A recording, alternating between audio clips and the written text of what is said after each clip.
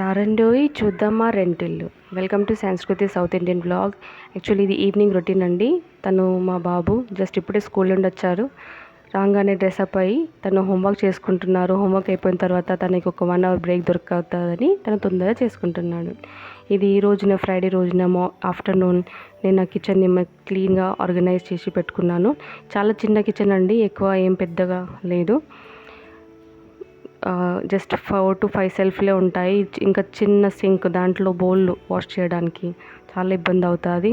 So నేను ఇక్కడ ఈ కిచెన్ అనేది కూడా చాలా చిన్నగా ఉంది. చాలా అయినా కానీ అడ్జస్ట్ చేసుకుంటాను. కిచెన్ పెద్దదైనా చిన్నదైనా మోస్ట్ ఇంపార్టెంట్ ఏంటి, మనం ఫుడ్ ఎలా కుక్ చేస్తాము అది ఇంపార్టెంట్.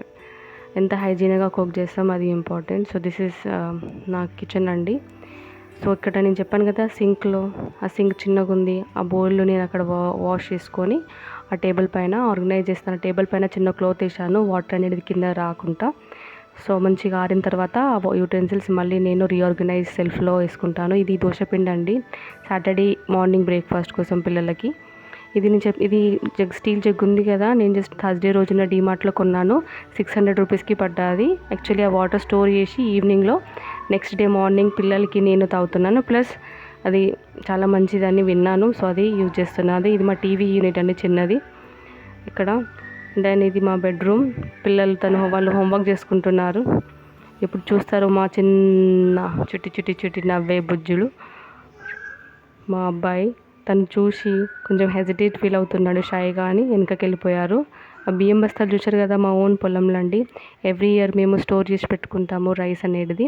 ఎందుకంటే వెనకటి నుండే ఆచారం కదండి, రైస్ అయినా ఉప్పు అయినా పప్పు అయినా ఇంట్లో స్టోర్ చేసుకునేది పద్ధతి.